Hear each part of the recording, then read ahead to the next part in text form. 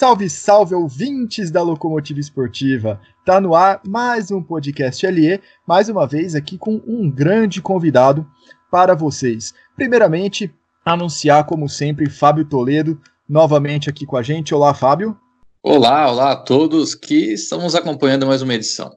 E com a gente hoje, o técnico do Bauru Basquete nas últimas temporadas, campeão do NBB em 2016, 2017, mas para bater um papo aqui diferente sobre a percepção que alguns atletas estrangeiros têm sobre o basquete disputado no Brasil. Então, recebam com muitos aplausos, cada um na sua casa, Demetrios Ferraciu. Olá, Demetrios. Olá, Lucas. Boa tarde, Fábio. Um prazer grande estar aqui com vocês, participar desse podcast e bem interessante a pauta para a gente poder explorar, para a gente poder, né, cada um colocar sua opinião e a gente discutir, né, não o que é certo e o que é errado, porque muitas vezes não tem o certo e errado, né, mas sim a opinião do que cada um, da maneira que cada um pensa, né. Sim, justamente. E nós chamamos o Demetrios aqui porque recentemente alguns estrangeiros que passaram pelo Brasil deram algumas entrevistas falando sobre o estilo de jogo aqui do Brasil, nem sempre de maneira tão positiva assim. Então, vamos fazer um breve contexto aqui para vocês. Osvaldas Matulionis, lituano que jogou no Bauru Basquete, após deixar o Brasil, deu uma entrevista para um portal lituano. Os créditos vão estar aqui embaixo se você estiver ouvindo a gente pelo YouTube, dizendo, numa entrevista não muito polida, digamos assim, que no Brasil, via de regra, não se pensa muito, é um corre-chuta muito rápido, não tem muita tática, e que ele criticou um pouco também o desenvolvimento dos jovens. Recentemente, Rubem Magnano, também numa entrevista para o jornalista argentino Carlos Altamirano, creditou a falta de conquistas da seleção brasileira na última década, a falta de comprometimento dos jogadores. E nas últimas semanas, Enzo Ruiz, numa entrevista para o portal argentino Uno contra Uno, falou, e aí já de maneira bem mais racional, bem mais educada, digamos assim, só pontuando características do jogo brasileiro mesmo, algo semelhante ao Matulionis, né, que no Brasil também tem um estilo de jogo de posses mais curtas, que não se pensa muito em trabalhar mais a bola, e que a liga podia mudar um pouquinho a forma de jogo para ser mais forte. O Demetrios, que está aqui com a gente, teve uma relação muito direta com esses três personagens. Ele treinou o Matulionis, treinou o Enzo e foi assistente técnico do Rubem Magnano por muito tempo na seleção brasileira, então ele teve uma proximidade muito grande com toda essa galera. Então vamos por partes. Dema, você acha que o basquete brasileiro está tão, não digo nem à frente ou atrás, mas é tão diferente assim do basquete disputado, pelo menos aqui na América do Sul? Olha, eu acho que o basquete brasileiro, ele evoluiu muito nos últimos anos em relação à parte tática. A gente não pode esquecer que são características do basquetebol brasileiro algumas situações. Por exemplo, o basquete brasileiro sempre foi conhecido por seu ataque, por arremessos de 3 pontos, velocidade, contra-ataque. Ele sempre foi muito mais conhecido dessa maneira do que uma maneira mais tática, uma maneira mais, um jogo mais cadenciado. Então ele acabou, até com essa nova geração dos treinadores, que hoje você for ver, já é uma geração bem renovada, né? Uma geração bem diferente até então, quando eu jogava, né? Que isso aí foram 10 anos atrás, 13 anos atrás, na verdade.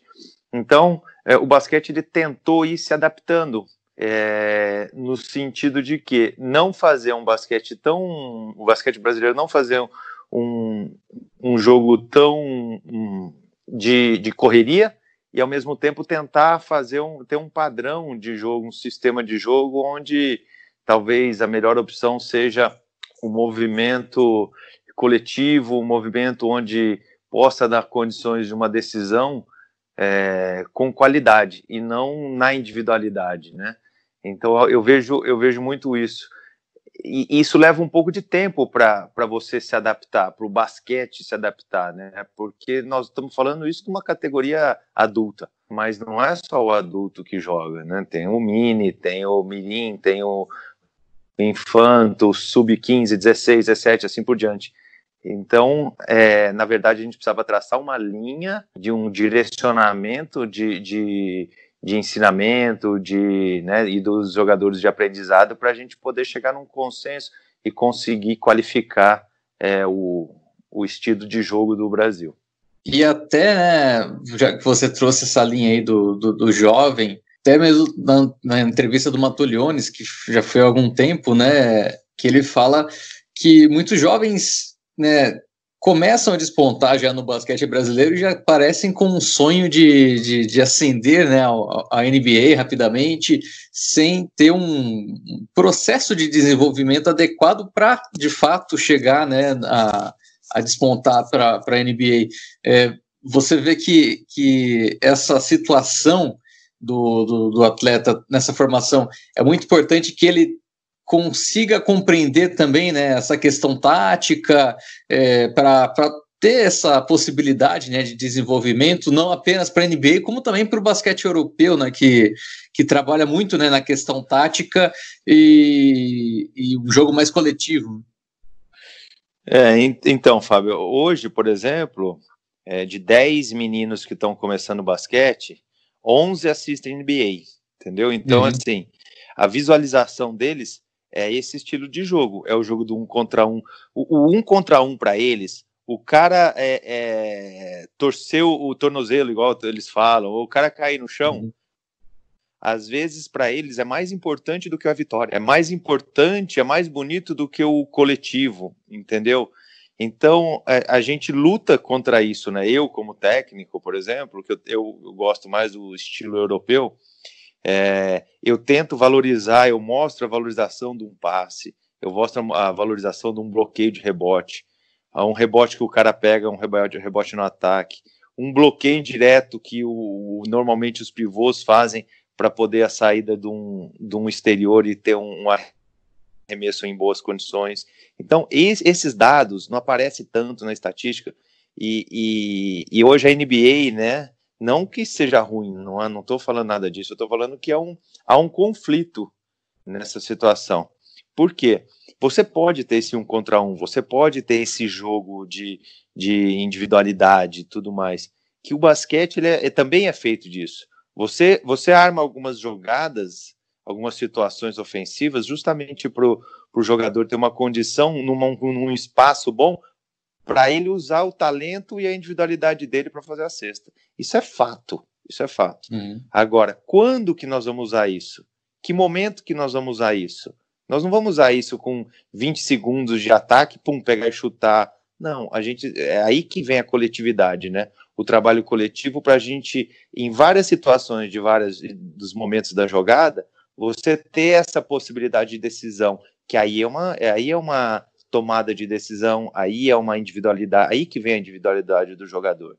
Então, essa é um posicionamento que eu acho que é importante os meninos verem, entendeu? Os meninos entenderem do jogo, igual a gente fala, a leitura de jogo. A leitura de jogo é isso, é um passe no momento certo, é você ocupar um espaço vazio, é você numa rotação, você abrir espaço para o seu companheiro e estar bem posicionado. Então, tudo isso faz parte do ensinamento que hoje muitos técnicos, eu acho que melhorou demais. Isso é muito importante a gente enaltecer o trabalho dos técnicos das categorias de base, que hoje eles estão tentando, assim, estão ensinando muito essas situações.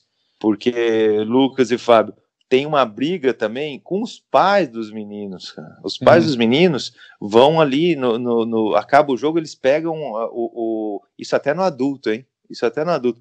Pega a estatística para ver quantos pontos o filho fez, quantos arremessos ele deu. Então, assim, o técnico tentando mostrar uma situação completa para o jogador crescer aprendendo vários fundamentos e vários conceitos, e às vezes até o pai meio que atrapalhando no sentido de, ó, você tem que ser cestinha, você tem que ser isso, você tem que ser aquilo para destacar, entendeu? Por quê? Porque foi uma cultura que o basquetebol brasileiro acabou se caracterizando, entendeu? Como cestinha. Então, realmente, isso tá tendo uma mudança e eu acredito bastante que o basquete já tem evoluído muito, o basquete brasileiro nesse sentido. Essa percepção de alguns estrangeiros nessas características do Brasil é falha por uma possível falta de contexto? Seria mais ou menos esse o raciocínio? Por uma, eu acho que é mais assim, do basquete está começando a se identificar e tentar acompanhar uma evolução mundial, né? Igual eu falei, a importância dos técnicos de base no ensinamento desses meninos, ela já evoluiu muito, já cresceu muito. Então, todo mundo quer o quê? O jogador que pensa, o jogador que joga em várias posições, o jogador que tem a leitura de jogo, e não só o cestinha, né? E a gente vê, por exemplo, os europeus muito nesse estilo, né? A gente vê os europeus muito. O americano vem para quê? O americano vem para decidir mais num contra um, vem mais para ser o cestinha, né? Até pelo valor e pelo salário que eles recebem, né? Até uma função, na verdade, em relação ao que eles têm que fazer. Então, eu acho que esse contexto ele está mudando, e tem adaptação também, né? Adaptação. O basquete argentino tem um estilo bem diferente do basquete brasileiro. Então, quem está vindo para cá, o basquete lituano é a mesma coisa. Quem está vindo para cá realmente vai sentir uma diferença grande em relação ao estilo de jogo, à velocidade da maneira que o basquetebol brasileiro é jogado. Que isso eu acho que não tem que abrir mão, essa velocidade e essa primeira ida para contra-ataque. O que eu acho que a gente pode melhorar um pouco mais é o sistema defensivo e, ao mesmo tempo, o sistema ofensivo, coletivamente falando.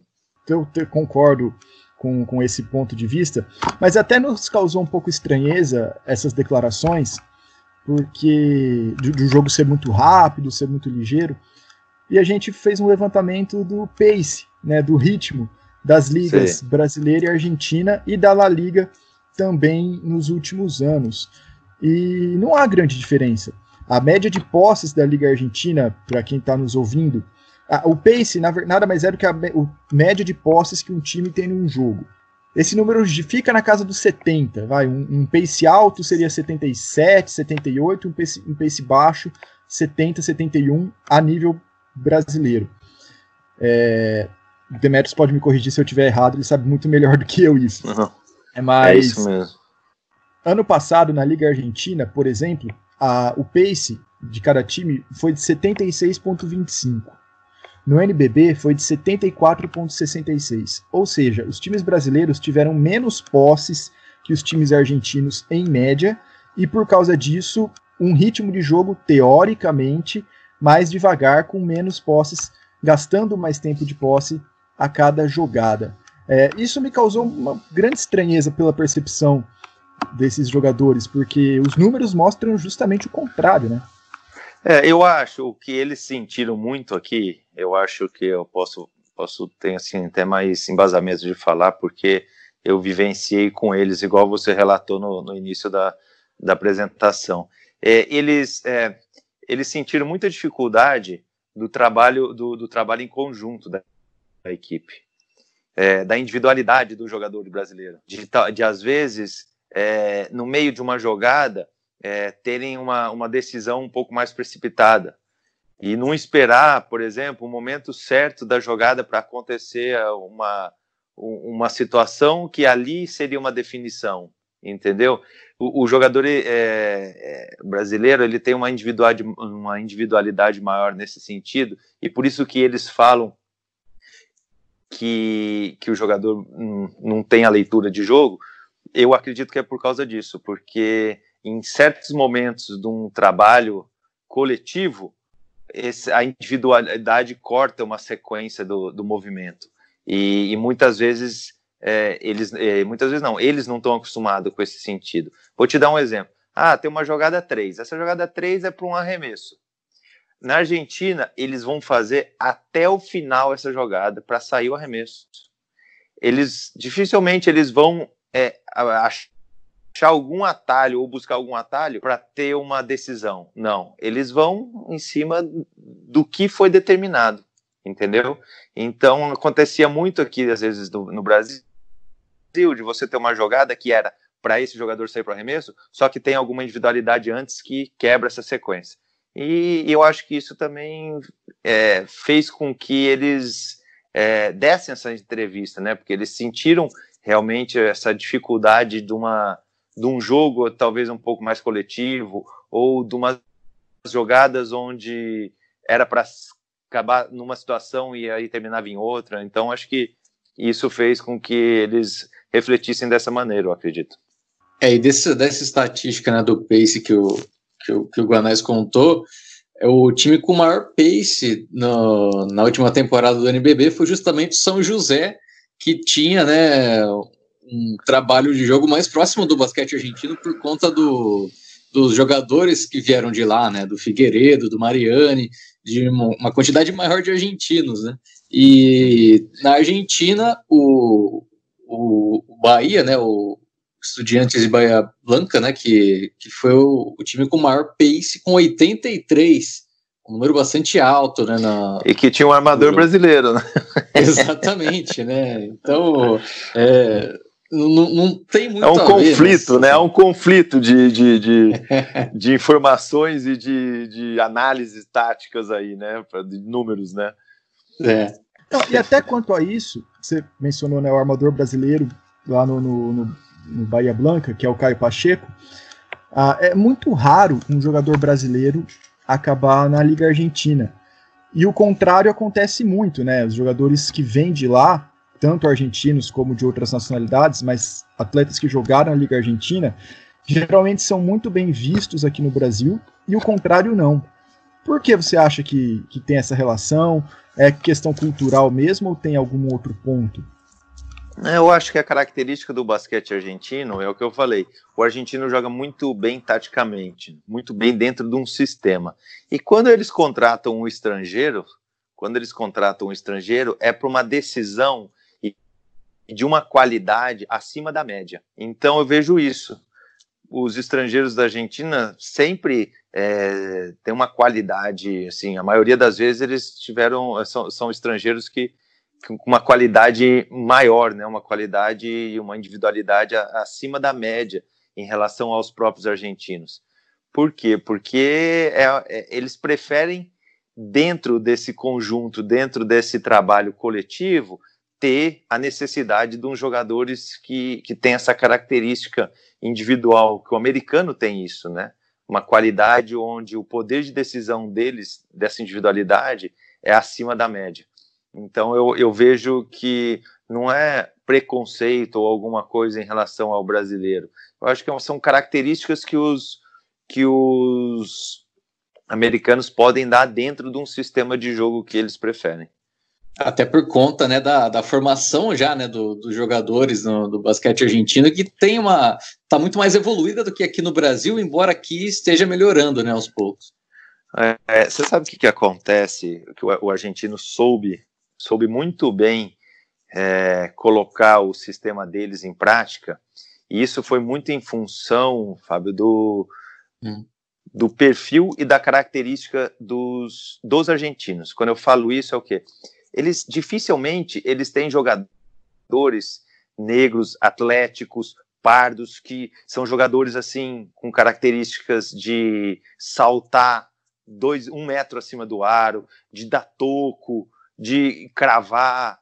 Então, como eles não têm essa mistura de raça na Argentina, eles acabaram tendo que ser muito fiéis ao sistema deles.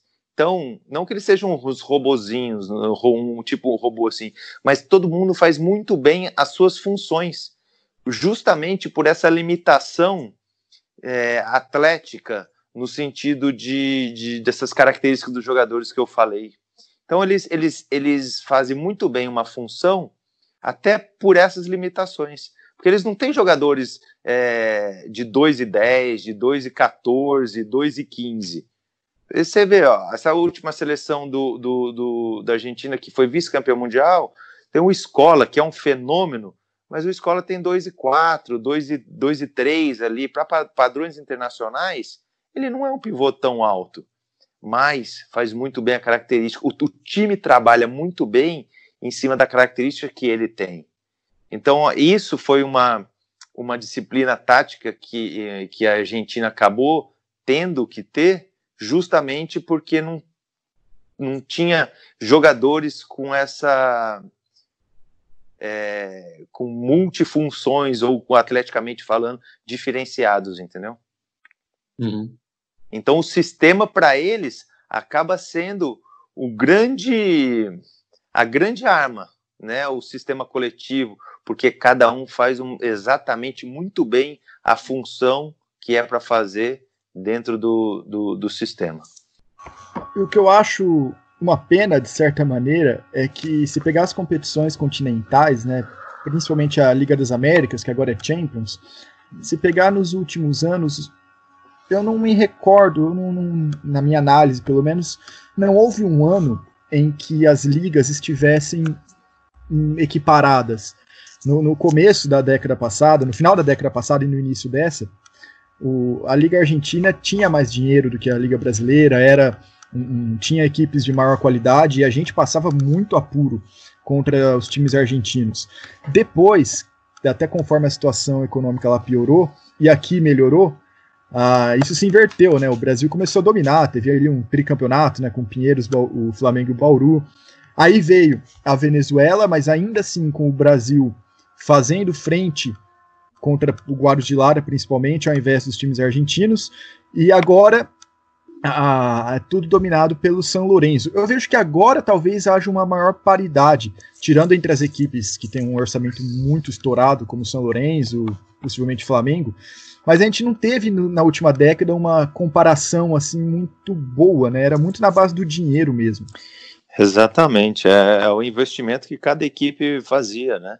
É o que você falou, teve economicamente uma Argentina no momento excelente e o Brasil no momento ruim. Depois inverteu.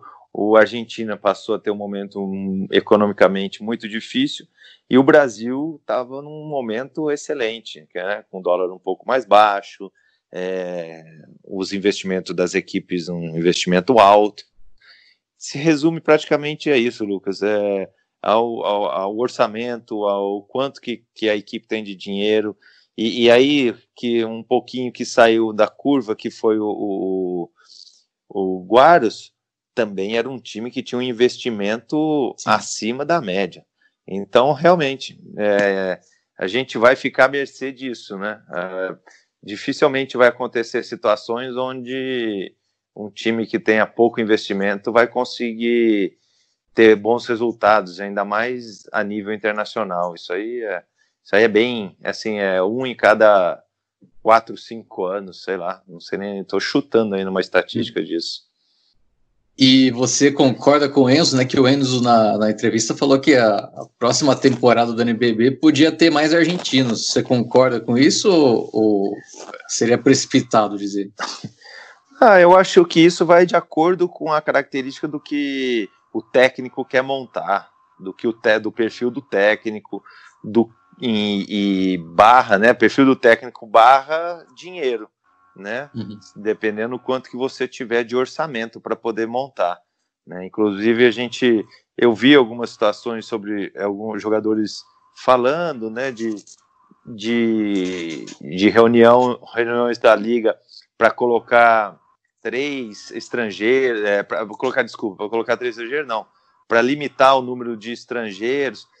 Mas eu acho essa uma situação que, por exemplo, esse ano no Brasil, acho que eram 4 estrangeiros, se não me engano, não era isso? Vocês conseguem confirmar? 4 estrangeiros. Era 4. Qual time, dos 16 times, qual time tinha acima de 3 estrangeiros? Dos 16? Nenhum tinha acima de 3 estrangeiros, eu acho. Pode ser São José aí? São José e o Flamengo.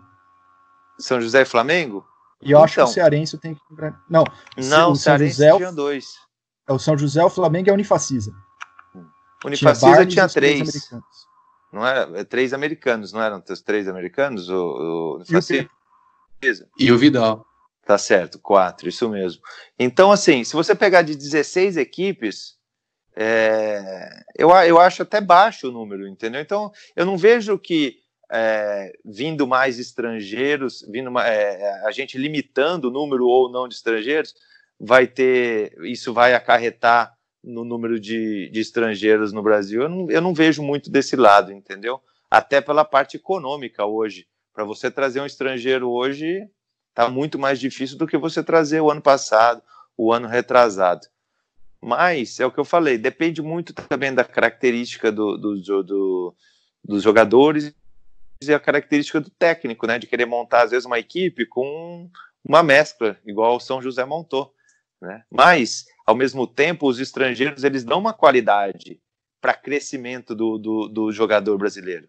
Você vê, ó, São José, isso é relato até do Jaú, o técnico de São José.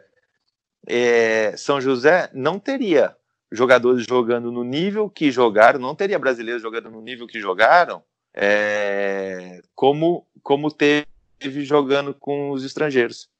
Quer dizer, não ficou uma disparidade entre São José, que estava ali em 13º, 14º, com os primeiros. São José fez jogo duro com São Paulo, com o Flamengo, ganhou de times grandes como o Corinthians, ganhou também vários jogos fora de casa. Então, isso também, gente, a gente precisa entender que tem a qualidade dos estrangeiros que vão fazer com que o nível dos brasileiros cresçam. Isso é muito importante. Eu, como jogador, vivenciei um momento que eu era juvenil e eu treinava 1 contra 1 com o Dexter Chause, que foi o melhor estrangeiro que teve aqui no Brasil.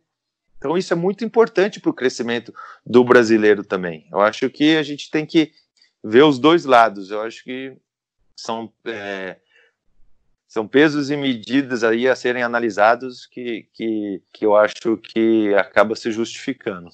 É muito falado da Argentina, né, que quando querem justificar aumentar o limite de estrangeiros, que lá também o limite é maior do que aqui, mas lá também há uma limitação, né, para muitos jogadores acima de 23 anos. Eles são também, de certa forma, obrigados a terem alguns jogadores mais jovens, justamente para forçar esse desenvolvimento.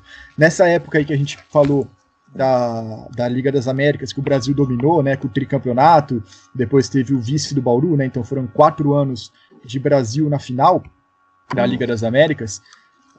Houve um desenvolvimento muito forte de nomes como o José Vildoça, o Máximo Frederik, eu não sei falar o nome dele, é muito complicado esse nome. O próprio Pedro Barral, que foram jogadores que se desenvolveram muito nesses anos, né, que tinham espaço para isso. No Brasil, quando aumentaram o número de estrangeiros, em contrapartida, tornaram a LDB obrigatória, que seria a partir da próxima temporada, mas veio o coronavírus e a gente não sabe como vai ser.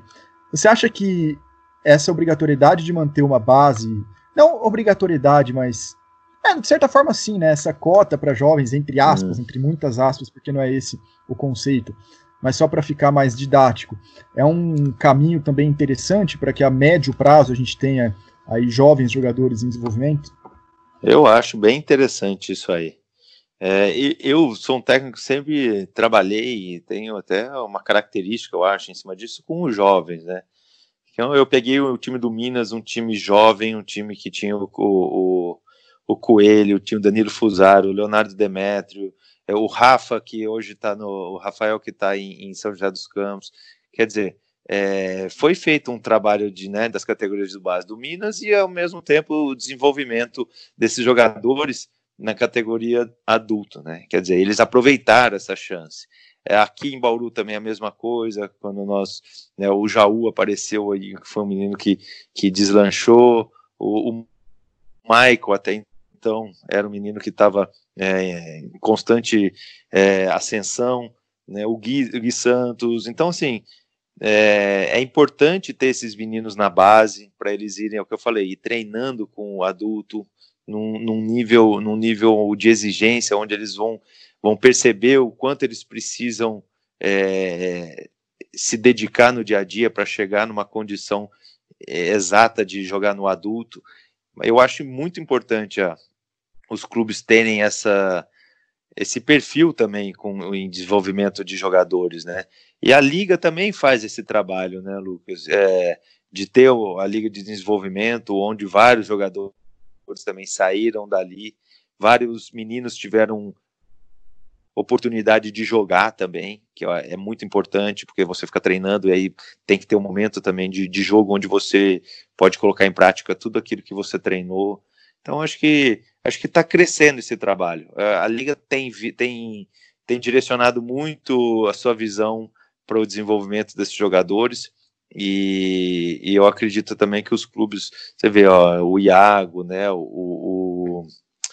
igual eu falei do Jaú, a seleção sub-21 que foi campeã agora sul-americana, né, como o Mutombo, os meninos, então o Ruivo, todos esses jogadores também fizeram parte desse desenvolvimento dos seus clubes, de liga de desenvolvimento, de participar do adulto. Eu acho que o Brasil também tem um crescimento grande em relação a isso. E até nessa questão da própria LDB, né, no começo da LDB havia muito mais participantes do que hoje, né? A última teve 13, e desses 13, acho que 8, salvo engano, se eu não contei errado, apenas eram do NBB, né? Então metade do NBB não tinha uma equipe de base da geração da LDB. Essa obrigatoriedade da Liga para que se dispute o NBB tenha também um time sub-23, sub-22, dependendo da classificação que ela adotar, também ajuda isso, né? Porque vai ser mais gente e mais jovens jogando nessa época de transição, que é bem mais complicada, né?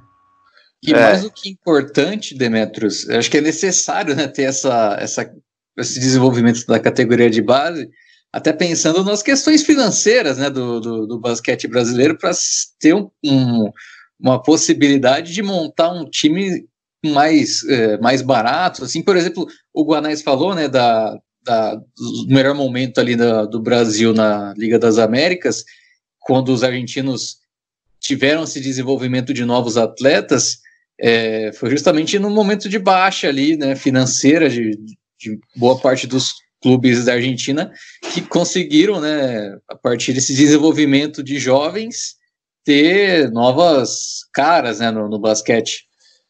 Eu entendo esse lado, Fábio. Eu entendo e acho assim, de extrema importância. Os meninos, diminuir o custo das equipes junto com esses meninos e eles tendo a oportunidade, né? Acaba sendo um ciclo em relação a isso. Só que eu vejo que alguns times, e não estou falando que eles estão errados, não é isso não. Se eles tiverem um orçamento alto, eles vão contratar para ser campeão, independente de ser o menino, entendeu? Às vezes ele vai ter 10 jogadores adultos, porque ele quer ser campeão. Então, assim, eu acho, às vezes, para baratear o custo da equipe, isso é muito relativo. Isso é muito relativo, porque os times não vão ter o mesmo pensamento, cara.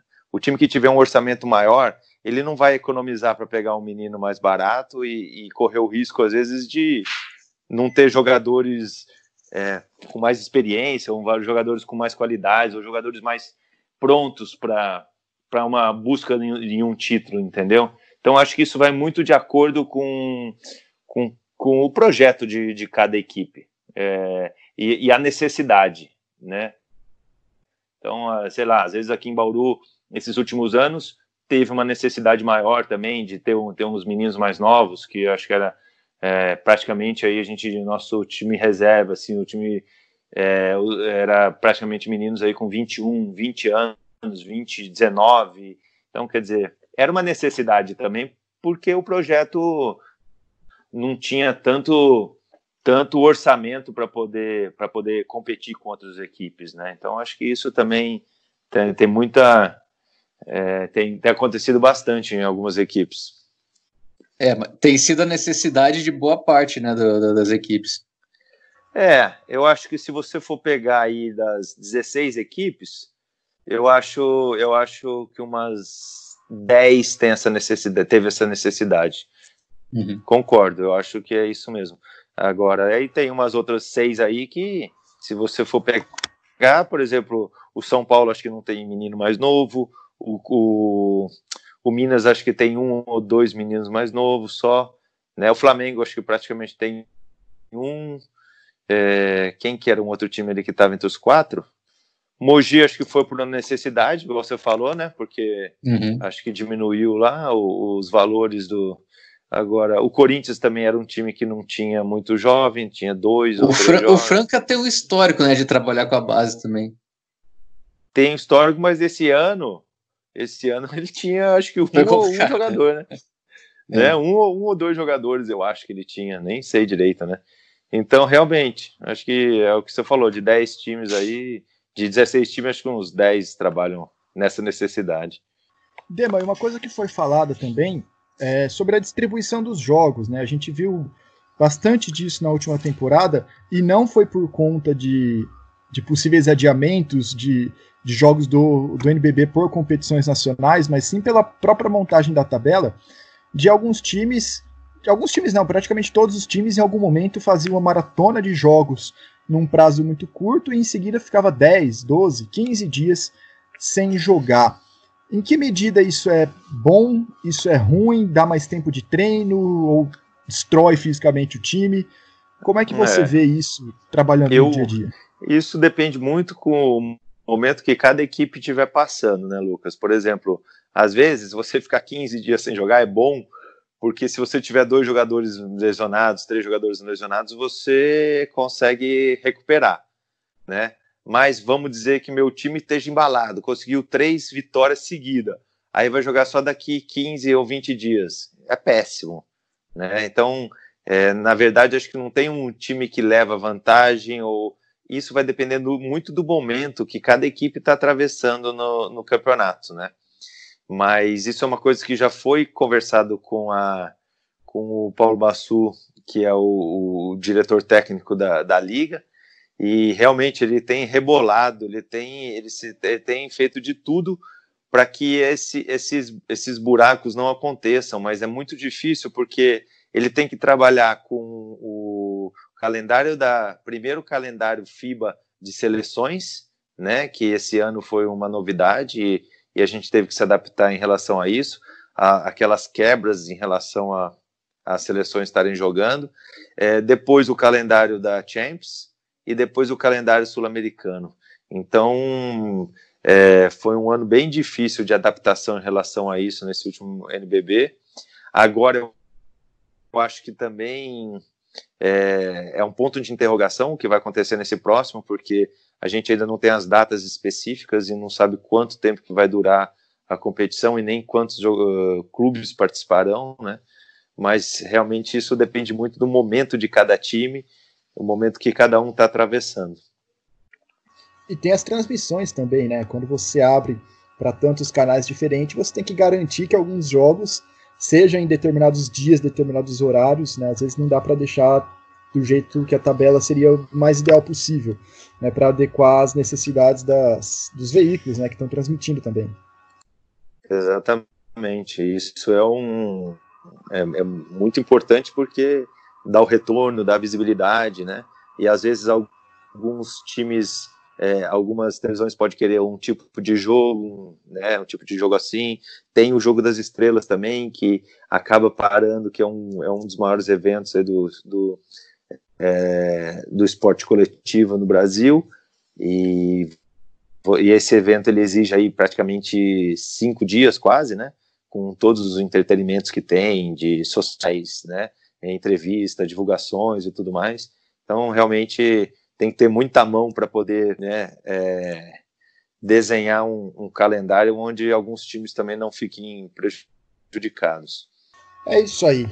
E Dema, passando então para o próximo tópico, falando da seleção, né, que você foi assistente durante alguns anos da era do Rubem Magnano, e ele, só repetindo aqui para quem está ouvindo, disse numa entrevista para um jornalista argentino que o Brasil não conseguiu grandes conquistas por conta da falta de comprometimento de alguns dos atletas. Ele não citou nomes, inclusive isso foi uma crítica que fizeram a ele, mas você que também estava lá dentro, você partilha dessa opinião? Quem seria... Quais situações seriam essas que caracterizam a falta de comprometimento, ou se na sua visão elas não existiram? Porque o que faltou? nessa última década aí da seleção brasileira. E não apenas estava lá dentro, você não apenas estava lá dentro, como já esteve em quadra, né, pela seleção brasileira, então é mais do que, né, capaz ali de falar.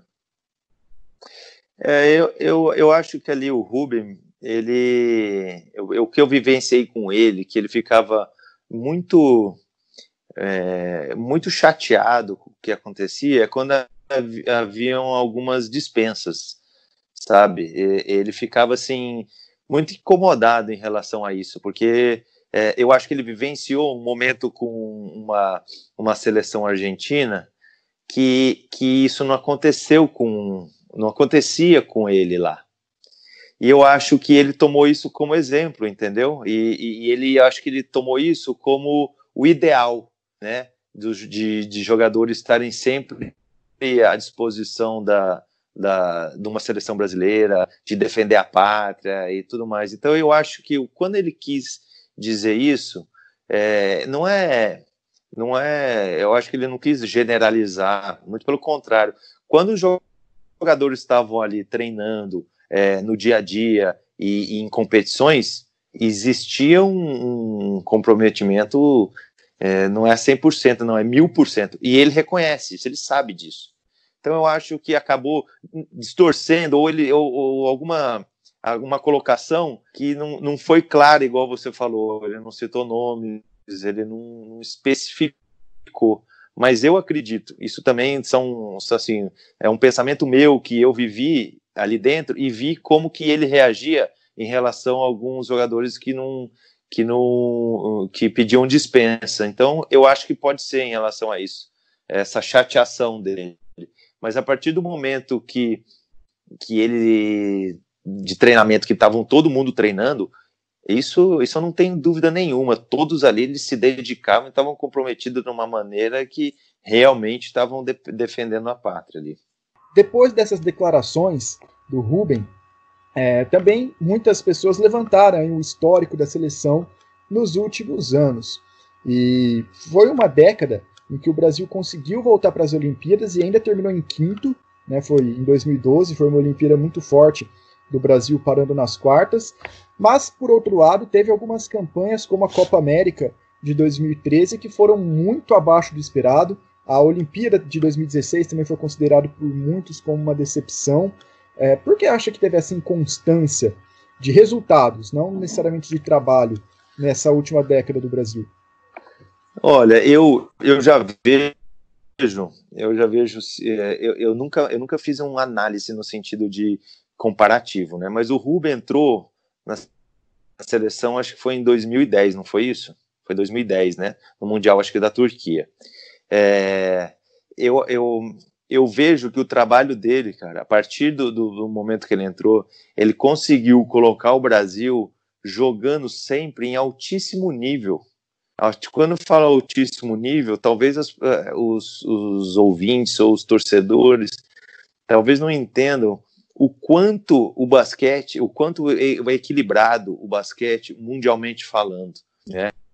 A gente acabou de ver 2 anos atrás, ou 3 anos atrás, a Eslovênia sendo campeã da Europa e não conseguiu uma vaga para uma Olimpíada. A Rússia a mesma coisa, a Grécia a mesma coisa. Então, são, assim, no mundo, são 15 equipes, eu posso citar 15 seleções mundiais que elas podem ficar num campeonato, ela pode ficar de 15º, ou elas podem medalhar ou podem ficar entre os 4 primeiros. Pelo nível que é o campeonato internacional, o basquete internacional. Então eu vejo assim, talvez muita gente criou expectativa com seleção, ela tendo que ficar entre os 4 ou podendo uma medalha e tal, mas ao mesmo tempo, se você for ver em todas as temporadas aí que o Rubem no Mundial, até na Olimpíada em 2012, depois de 16 anos, o Brasil ficou em quinto, cara, com chance para ir disputar medalha. Nos Mundiais a mesma coisa. E ao mesmo tempo, eu acho que o importante não são só os resultados, é o trabalho que foi feito para isso. O Brasil passou a jogar de igual para igual com todas as seleções do mundo, cara. Chegou a ganhar da Sérvia no Mundial, chegou a ganhar da Espanha numa Olimpíada. Então, quer dizer, a gente não pode ficar olhando só o resultado, nós temos que olhar também o trabalho que foi feito, cara. Infelizmente, lógico que os técnicos e as comparações são feitas em cima de resultado, mas também não é uma coisa para falar que ele não deixou legado, ele não fez. Imagina o que o Rubem fez aqui no Brasil em termos de colocar uma seleção brasileira jogando e disputando no mesmo nível, de igual para igual com qualquer seleção do mundo. Cara, é muito difícil. Além do aprendizado, por exemplo, que nós técnicos tivemos, coincidência ou não, os últimos campeões do NBB foram técnicos que tiveram com ele ali, no trabalho com eles.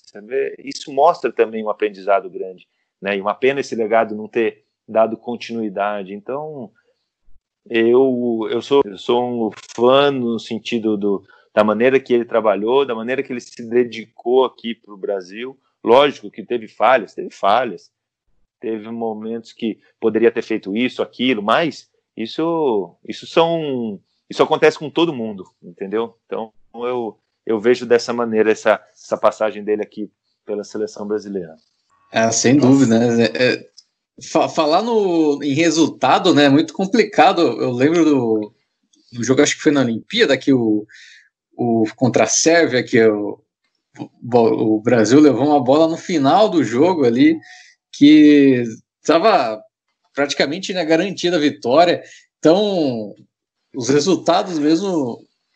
Foi contra a Argentina, né? Foi contra a Argentina. Contra a Argentina. Na última bola, a gente estava 3 pontos na frente, aí nós perdemos um rebote e tomamos uma bola de 3, foi para a prorrogação esse jogo, e nós perdemos na prorrogação, com um jogo ganho, assim, é o que você falou. Era realmente um jogo ganho, né, cara? Mas, infelizmente, o que fica muito, para muitos, é o resultado e não o trabalho que foi feito. Tá certo, então. Acho que deu para passar por quase todos os pontos aí, Fábio, que a gente tinha separado. Sim, muito legal. Dema, para finalizar, aquela pergunta que nessa época do ano não tem como não fazer, né? E o futuro? Sabia que você ia chegar nesse ponto. Tem que ter. Eu tava a gente tá em julho ainda, viu? Eu tava esperançoso, mas tá bom, vai. Olha, Lucas, o futuro ainda é incerto. Meu contrato com o Bauru Basquete se encerrou. A gente ouve algumas especulações, algumas possibilidades, e eu não tenho muito o que falar, porque ainda o mercado não está tão aquecido, as indefinições em relação a quando começar o NBB, o Paulista ou outros campeonatos, aí a gente não tem essa definição, e por isso que, em cima disso, os clubes não conseguem direcionar muita coisa, não conseguem aquecer esse mercado, né? Isso como técnico é pior ainda, porque são limitadas as equipes e limitadas as vagas, né? Então, na verdade, está em aberto e a gente tem que esperar para ver o que vai acontecer. O comentário do Demetrios agora, Gonais, foi para o mundo todo, né? Tá tudo em aberto nesse momento. Então, vamos aguardar, porque daqui a pouco muda, daqui a pouco fecha isso, daqui a pouco abre aquilo, e a gente não sabe como direcionar as coisas, então tem que ter paciência mesmo nesse momento. Nenhuma previsão, então, de que time Demetrios treinará em 2020-21?